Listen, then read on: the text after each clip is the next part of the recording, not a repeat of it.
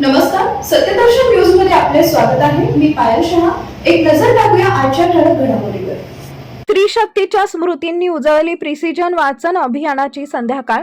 आंतरराष्ट्रीय महिला दिनाच्या पूर्वसंध्येला सोलापुरातील प्रिसिजन वाचन अभियानाची संध्याकाळ स्त्री शक्तीच्या प्रेरणादायी स्मृतींनी उजळून निघाली.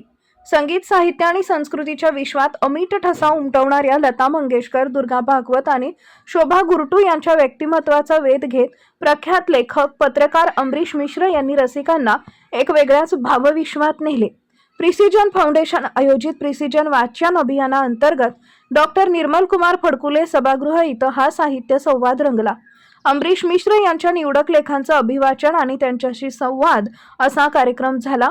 अभिवाचनात प्रसाद फणसे सहभागी झाले. कार्यक्रमाच्या प्रारंभी माधव देशपांडे यांनी प्रास्ताविक केले.